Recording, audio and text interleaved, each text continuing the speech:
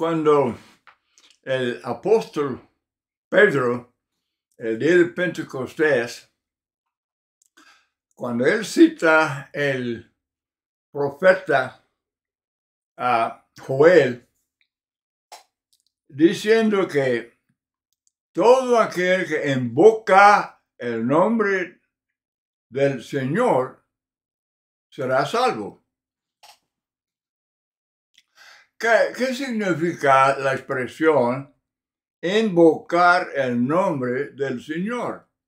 Encontramos esta expresión en Romanos 10, 13, como también aquí en Hechos 2, 21. Lo que quiero enfatizar, hermanos, es que no significa simplemente decir una oración. No significa el orar del pecador o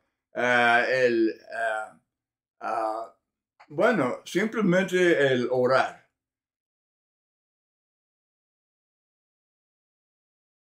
Desde luego incluye el orar, invocar el nombre del Señor.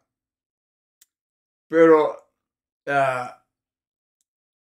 Jesús dice, por ejemplo, en Mateo 7, 21, no todo el que me dice, Señor, Señor, entrará en el reino de los cielos, sino el que hace la voluntad de mi Padre que está en los cielos.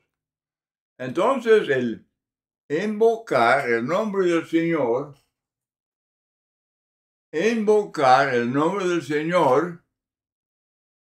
¿verdad? Incluye el hacer la voluntad de mi Padre que está en los cielos.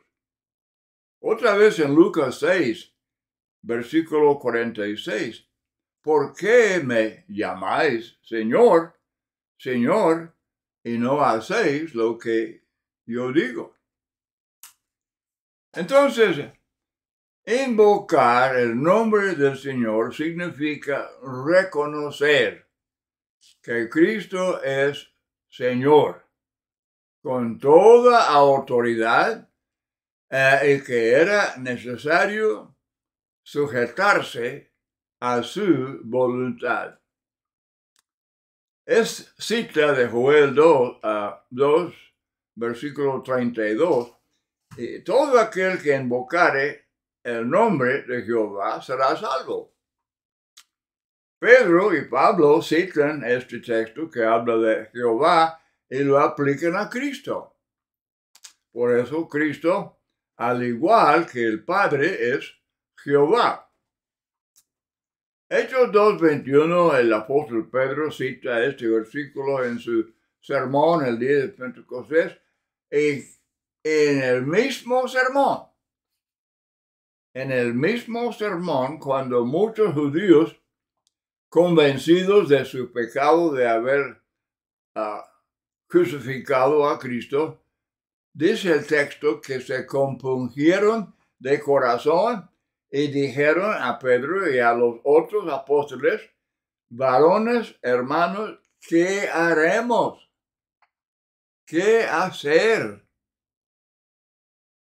El invocar es hacer algo. ¿Cuál es? ¿Qué haremos? Dice. Pedro, él no le dijo que simplemente deberían orar la oración del pecador. Más bien, él les dice, arrepentíos y bautícese cada uno de vosotros en el nombre de Jesucristo para perdón de los pecados. No dice simplemente orar para el perdón de pecados, ¿no? No. Ellos ya habiendo oído, ya creyeron, y ahora dice Pedro, arrepentidos y bautícese cada uno de vosotros. Y como Jesús dice en Mateo 28 a 19, en el nombre del Padre, del Hijo, del Espíritu Santo, entonces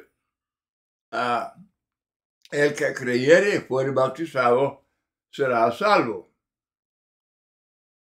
Entonces, agrega también, el apóstol Pedro agrega la expresión recibiréis el don del Espíritu Santo. Esto es, invocar el nombre del Señor. Por lo tanto, tomando en cuenta el versículo 21, dice, y todo aquel que invocare el nombre del Señor será salvo. Y luego el mismo sermón en el cual Pedro les dice, arrepentíos y bautícese cada uno de vosotros en el nombre de Jesucristo para perdón de pecados. Es muy obvio que invocar el nombre del Señor equivale a obedecer al Evangelio, o sea, arrepentirse y ser bautizados para perdón de pecados. Eso es obvio. Eso es nada más lo que el lenguaje dice. No es difícil de entender o interpretar el texto. No, es bien claro. Un niño de primaria lo puede entender.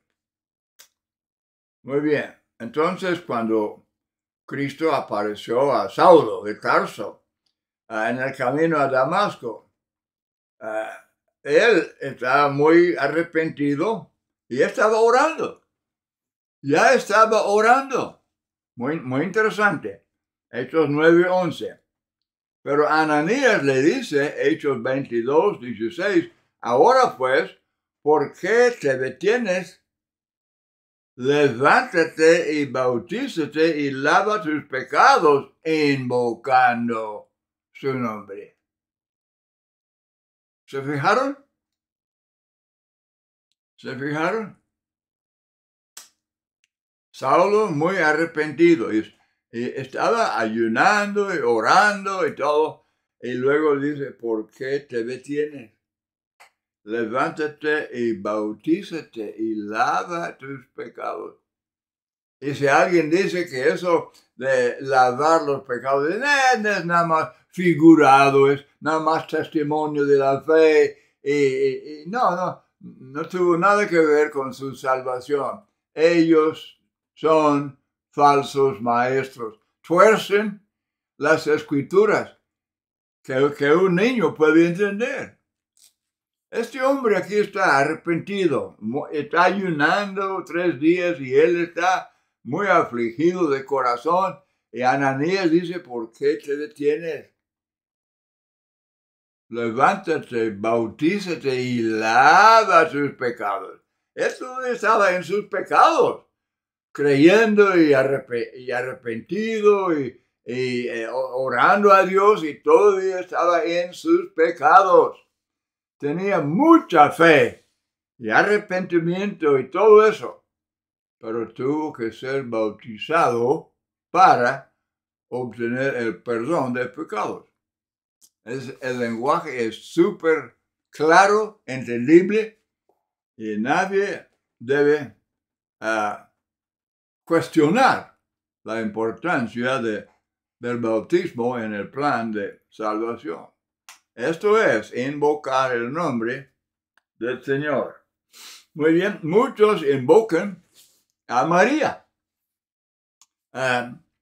Invocan a los santos. Pero ellos no tienen autoridad alguna para salvar. Los que invocan a los hombres serán avergonzados, serán decepcionados. Pero 1 de Pedro 2:6 dice que Cristo es la principal piedra del ángulo, escogida, preciosa, y el que creyere en él no será avergonzado.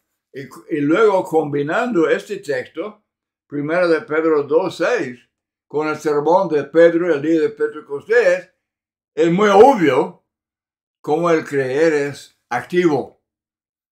El creer es como invocar. Invocar incluye mucho más que la oración. El creer incluye mucho más que una acción mental. creer, un creyente.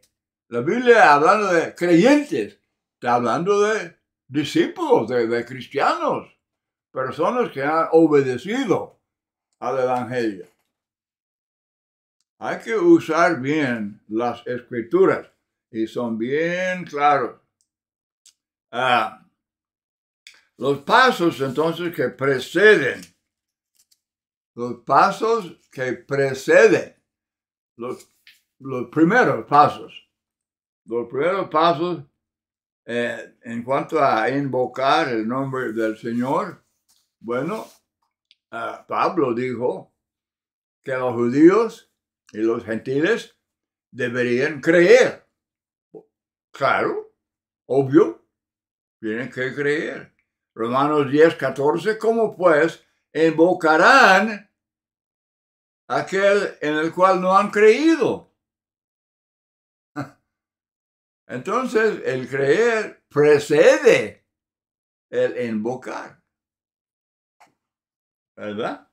Obviamente no invocaremos el nombre del Señor si no creemos en Él.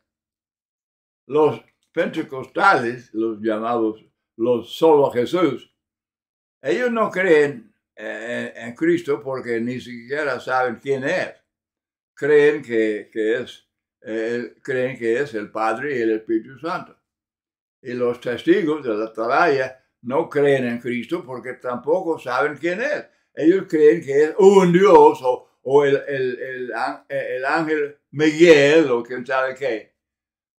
Ellos fabrican toda clase de fábula y de creencia, doctrina de los hombres para rechazar y evitar la enseñanza clara de las Escrituras. Millones están diciendo Señor, Señor, y hasta allí llegan. Pero deberían arrepentirse para no quedar avergonzados en aquel día.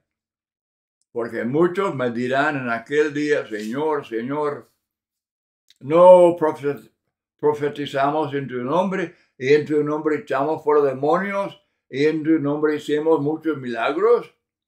Y entonces les declararé, nunca os conocí, apartados de mí, hacedores de maldad. Obviamente era necesario oír el Evangelio. Romanos 10:14, ¿cómo creerán en aquel de quien no han oído? Por eso el Evangelio perfecto, completo y puro, fue predicado en el primer siglo para que los judíos pudieran oírlo.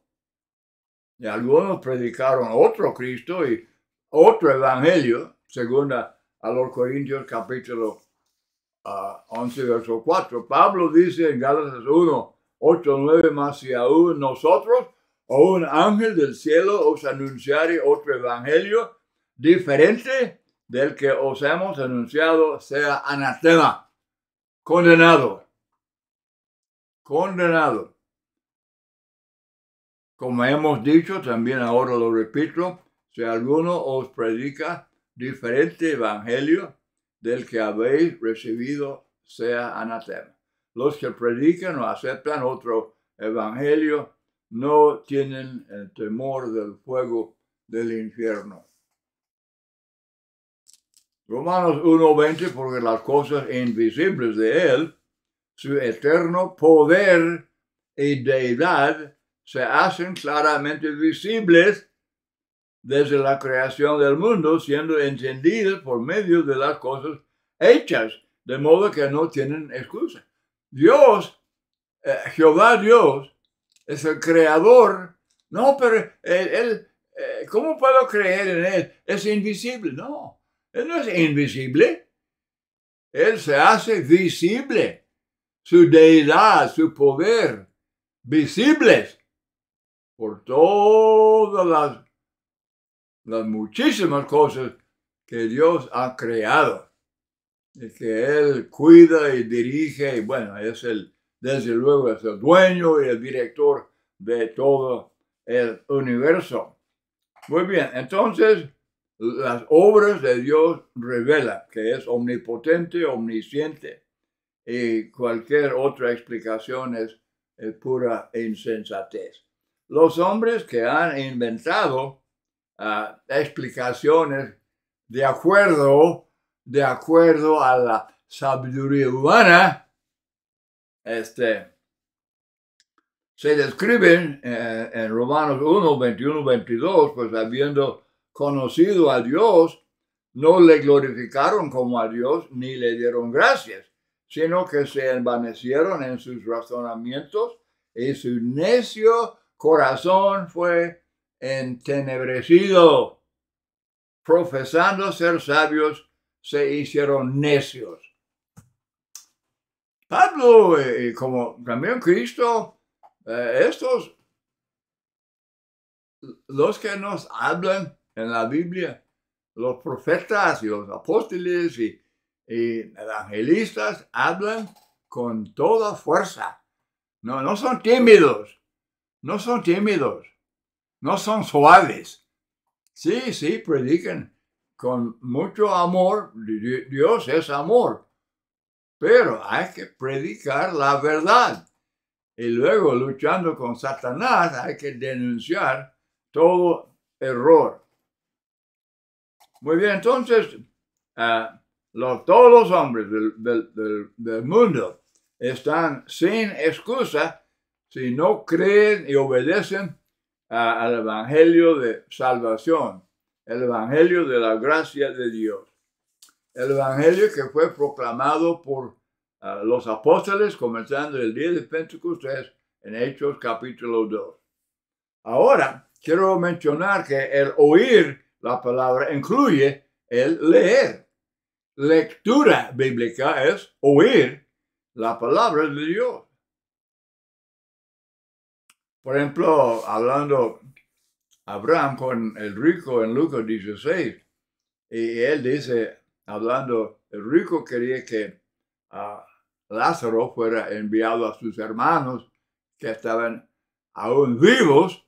El rico está él está en el Hades, en tormento, pero él dice, envíe a Lázaro a dar advertencia a mis hermanos que no vengan a este lugar de sufrimiento. Y dice Abraham, ellos tienen a Moisés y los profetas. ¿Cómo? ¿Vivos? No. En sus escritos. Y así decimos a todo el mundo. Tenemos la Biblia, tenemos las escrituras. Y por la voluntad de Dios se han traducido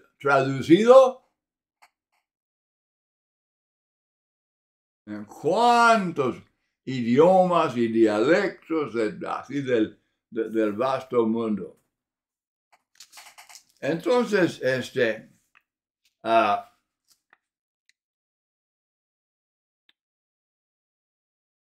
siempre hablando con la gente, enfatizando que la fe viene por el oír.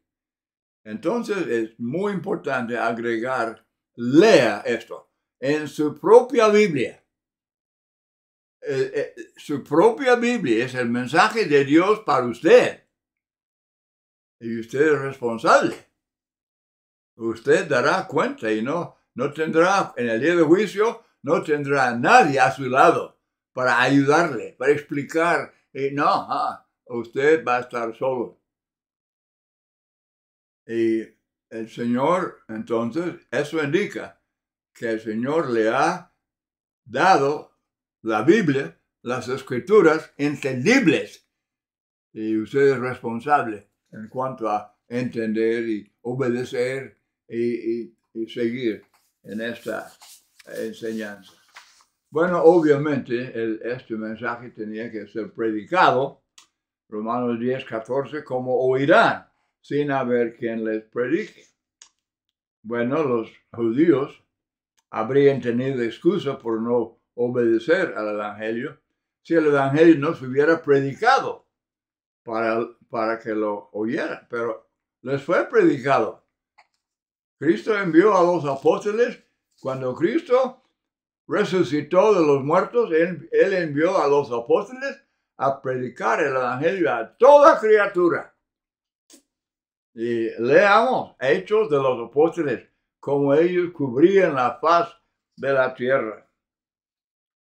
Muy bien, entonces, ellos recibieron el poder del Espíritu Santo el día de Pentecostés, Hechos 2, y entonces ellos eran inspirados y podían predicar el mensaje de salvación sin equivocarse. Y los hombres, así hablando de miles y millones que no aceptan la Biblia como guía infalible, ay de ellos.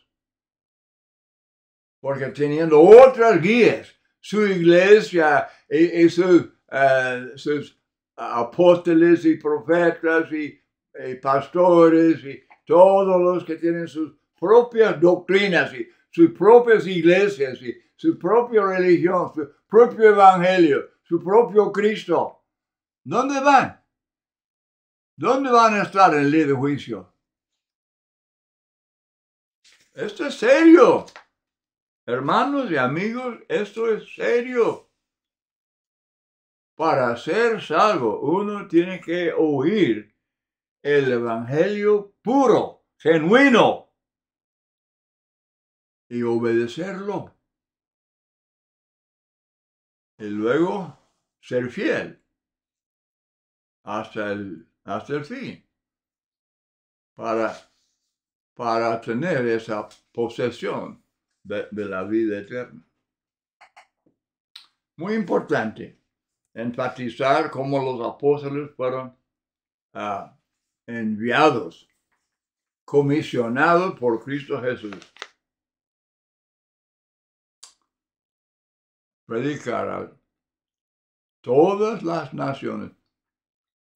Los judíos, desde luego, los judíos creían que ellos eran el único pueblo, el pueblo escogido. Bueno, así lo eran, bajo el Antiguo Testamento, es cierto.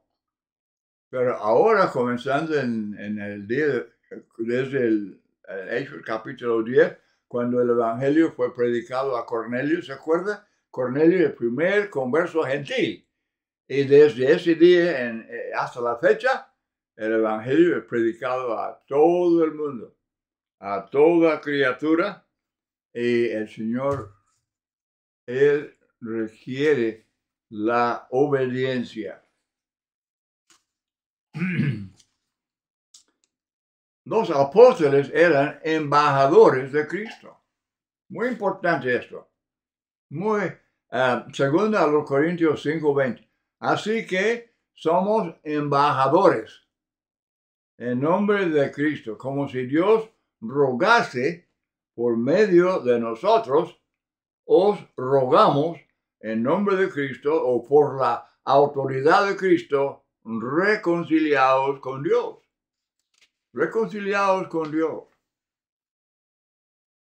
Primero de Juan 4:6, nosotros somos de Dios. Eso no era una jactancia vana. Pablo está simplemente expresando lo que era cierto.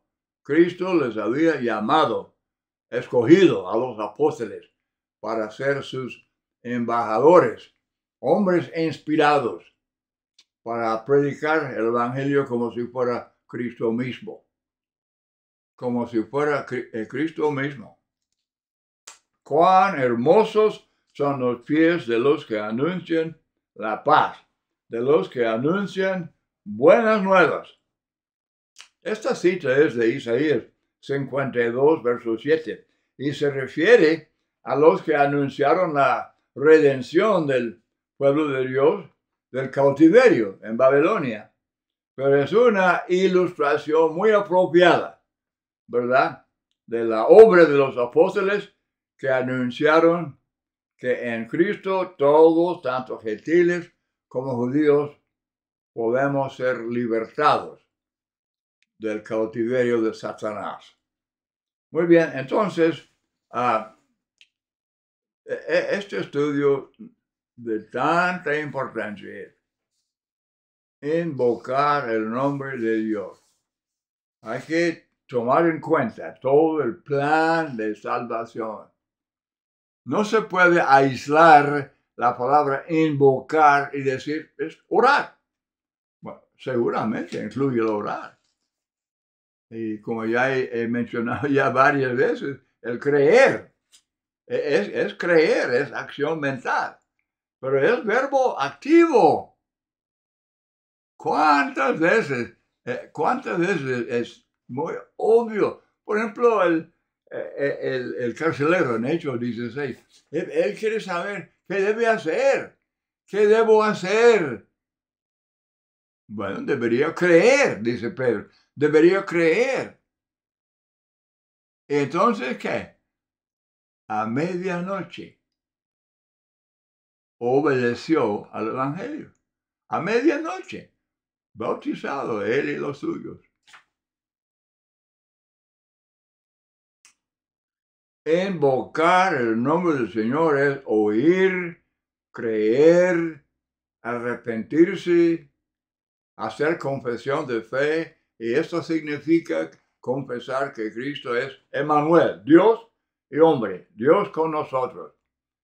Y luego, habiendo confesado a Cristo, como vemos allá en Hechos 8, el caso de Felipe el etíope, cuando este hombre confesó a Cristo, entonces bajaron al agua, no era rociar, no era aspersión, estaban allá viendo un cuerpo de agua y bajaron al agua Felipe el eunuco y lo sumergió. La palabra bautizar significa sumergió.